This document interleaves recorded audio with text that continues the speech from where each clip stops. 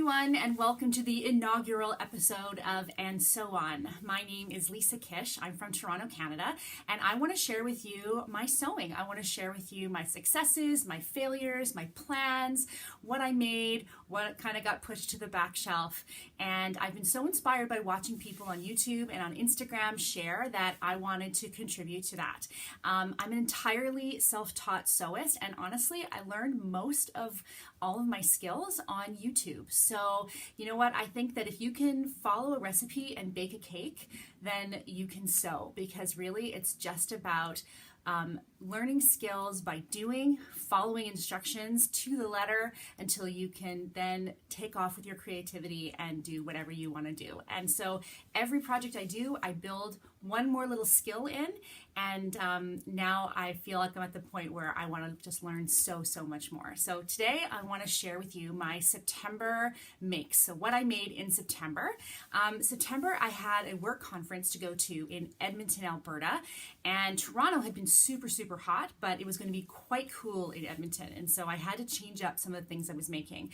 I was in Edmonton for 4 days, and my goal was to wear something handmade every day. If not everything, at least one thing handmade. And I happened to have 3 different evening dues to go to, galas, if you will. And so I needed a couple of really kind of cute, fancy stuff, but I also just wanted to try some things that I hadn't tried before in my sewing. So I'm going to do my best to link you up to all of the patterns and sources below. So have a look in the show notes for that. If you are enjoying this video already, please give it a thumbs up. Please subscribe. I look forward to sharing all of my sewing adventures with you. So my first make is an ultimate shift dress from Sew Over It, and I love Sew Over It patterns. I have to say, I think there's 3 of them in this pile. I have a couple more to try, and I find they fit me really well. They're really easy to sew. They're great patterns from my point of view. So I would absolutely recommend them. So here is my ultimate shift dress, and I'm going to add some pictures in a bit of me in it, so not to worry. I made the size 10, and I think next time I definitely go down to an 8. It is really roomy, and I sometimes find if something is too roomy, I need a little bit of shape at the waist, or else I feel like I'm wearing a paper bag. Like, it's kind of sackish on me, as I like to say. So what I did was I made it shorter. I probably took the length up, well, you can see here, I took it up another probably 2 inches, because I thought if I'm not going to have any definition in the waist, then I want to show a little more leg. That's how I roll. So nice regular, neckline. The only thing that I didn't do is I didn't put a hook at the back. I just did a snap, and that was a mistake, because it came undone all night, and I had to keep doing it back up again. But it was a hit. Everybody thought it was great. This fabric is a stretch cotton, probably a blend, stretch cotton blend that I got at Fabricland. And the hack that I did is I added these bell sleeves, and I'm gonna attach a tutorial below rather than trying to explain exactly, but simplest thing ever. Literally, I put the dress on with the full length sleeves. I marked where my elbow was, gave myself a seam allowance, and just snipped it right off. And then I got a strip of fabric that was twice the circumference of the sleeve, so twice as long as the sleeve, gathered it up, sewed on one end down, and attached the sleeve on. It was literally, it took no time whatsoever, and it made it very much on trend and super cute. And if at some point this statement sleeve goes out, I just snip it off, and I've got a 3/4 length dress. So yeah, highly recommended. Very cute. I like the seam down the back. I think I could do another one, and maybe in like a light denim, and really make that seam a feature. But yeah, so that's number 1. And then number 2 is also a Sew Over It dress, and this is the Phoebe. And what I wanted to do was I wanted to create a gown length Phoebe dress, because I needed something for this formal event that I was going to, and I thought it'd be fun to make it. So I am using, you'll recognize this fabric, as I also squeezed a little tank top out of it. This is a beautiful stretch jersey fabric that I bought in the US in this random, gosh, if I can remember the name of it, I'll link it below. But it was a beautiful fabric shop in Maryland, near Baltimore. Wow, like, this place was amazing. It was very luxe and expensive, but it was beautiful. Like there were rolls of cashmere for $250 a yard. It was incredible. But I did get this. I splurged. This was on sale, and I thought it was just lovely and painterly, and I love the colors. It took me forever to cut into this because I bought this in July. I was just terrified that I was going to mess it up, and I think it was like $20 and maybe even $18 a yard American. So, and I think I got three yards. So it's not like breaking the bank, but it was a bit of an investment. And so what I did was I made the Phoebe as is, but I extended it all the way to the ground. And I did that just by putting the skirt pattern on the floor, on the fabric, and then I just extended it right down to the ground. That's all I did. From the widest part of the hip, I just went down and measured how long I wanted it to be. That was super easy. The other thing that I did was, rather than sewing it all the way down, on one side, I stopped sewing about, 18 inches or so from the ground to give myself a little vent to walk a little bit easier. Anyway, I'm going to put some pictures here of this dress. It turned out so cute. It is unbelievably comfortable, so soft. And this Phoebe dress sews up in no time at all. I mean, it's just, there's the little cap sleeve and a little gather at the front, and bing, bam, boom, you're done. And I took a lot of time with this because, again, I was wearing it for a gala. I wanted it to look really pretty. And also I'm not used to sewing with knits at all. As a matter of fact, I think this is my very first knit dress. So I was really taking my time, and I still did it in an afternoon. It was crazy. So I had a tiny bit of this left over, and I loved it so much I didn't want to waste it. And so I made a little tank top from it. So the front is in, let's see if I can get up a little bit here. So the front is in that fabric, and I had to cut it, as you can see, I had to cut it down the center. That's how little I had. Cut it down the center. And then the back is a blue bamboo jersey that I got at Fabricland for my daughter because she loves to sew. And this was a bit of a special back to school shop. And so I have bamboo jersey.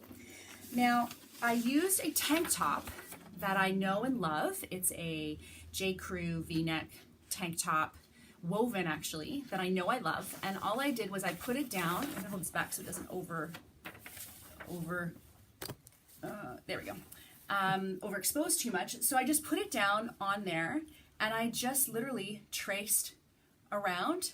I added a seam allowance at the top, and I put where my fold is. I put what the tank top is, the size, what to cut, and that's it. And this is the shape of it. And so I used that to make, I did one for the front and one for the back, and I used that to make this top. So it turned out really, really cute. And as a matter of fact, I then used it for my next make. So I have this sweater fabric from Fabricland. I bought this last year. So I have a video of me in this one that explains a little bit about it. So I'm gonna put that in here. And then here's the skirt that went with it.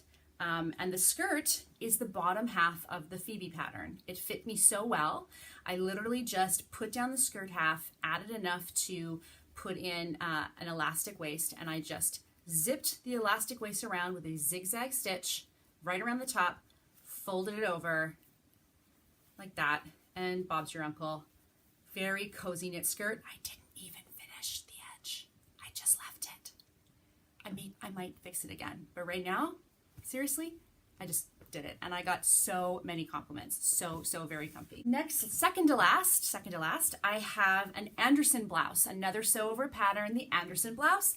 Now, this is a muslin, and it's a muslin that I'm really happy with, but it's not the right fabric for this pattern, but it gives it a different look, so it's kind of cool. So this is my Anderson blouse in a cotton linen blend that I got at Value Mart. And I think I got, not Value Mart, sorry, Value Village. Value Mart, that's a grocery store here. They don't sell fabric. Value Village. And I think I got 4 meters for $10. Like, it was a huge amount of fabric. I have enough to make a little dress next year for sure. And I made this Anderson blouse. Now, again, I made the 10, and next time I'm gonna go down to an 8. I think I'm just gonna do an 8 in that line of patterns in general. I had read online that this has a ton of ease and it's very gapey, and it does. It has a ton of ease and it's very gapey. So you just know that going in. In the heavier fabric, it's not doing that, you know, that really drapey wrap blouse thing that I think it was initially intended for. However, it's got a great feel to it. Like when I wear it, and you can see the picture, it's almost like a cardigan alternative, or like a light jacket alternative. It's sort of big and very, very comfortable. And so even though I don't know that I would wear it just on its own, maybe with a long sleeve t-shirt underneath or a tank top underneath or whatever. But yeah, I'll put a picture up here of me in that. And I really liked it. So I'm definitely going to try it again in something more drapey as it was originally intended. But this is just for you to see another way to use that pattern. Okay, last but not least is my baby. It's my favorite. I'm so proud of myself. So this is my Vogue 9075 jumpsuit. And I'm going to put some pictures right there of me in this jumpsuit. This was like my kind of going out there. So I've never done a zipper before. That was really big. This fabric is from Fabricland, and it's funny because in the pictures it reads as a polka dot, but it's not. It's a diamond. It's a very light cotton denim. So I thought that would make it versatile in that I could wear it in the winter, or I could wear it in like pretty much any season you can wear this. So here's my zipper. Isn't it pretty? Look. I'm so happy. And the lining is a very light sheet that I bought at Value Village last year. So I like to use salvage materials if I can, just because I think it's a good thing to do. I think it's a good thing to use things that maybe won't get used again. And I also think it's a good way to kind of be a little more economical in your sewing. So yeah, so this was a sheet, and I hand sewed the lining to the waistband. It's a little wobbly, but nobody's going to be seeing my waistband. And yet, so I did some French seams, but I also still have some rough seams that I'm going to have to do something with. But so far, I mean, this is not something I'm going to be washing very much, if at all. So I'm not too concerned about it. So there is my zipper. The zipper's not perfect either, but it's close enough. And this was a huge hit at my conference, and I absolutely loved it. Now, the only thing I did do is I added, you can see here the lovely pleats that are in there. Isn't that pretty? I think it's pretty. I did add 1 inch to the waistband because I had read online that it's a little tight in the crotch area, and I didn't know how to extend a crotch area, so I just dropped the waist a little bit. And I'm long-waisted to begin with, so I think that was the right choice for me, and it fit perfectly. I was so pleased. Honestly, like it just fit. So that's it. That's all of my makes for September. And I have an October fabric haul sewing plans video coming up. If I get that done at the same time, I'm going to put it right here. And I hope that you will have a look. Again, please give it a thumbs up. Please share. Please subscribe. I love sharing with the community here. I think the sewing community is so much fun. And yeah, so I just look forward to seeing all of your makes. Please link me up if you have some videos to share. I also put all of my makes on my Instagram, and that's below. It's just my name, Lisa Kish. And yeah, I hope to see you soon. Bye-bye.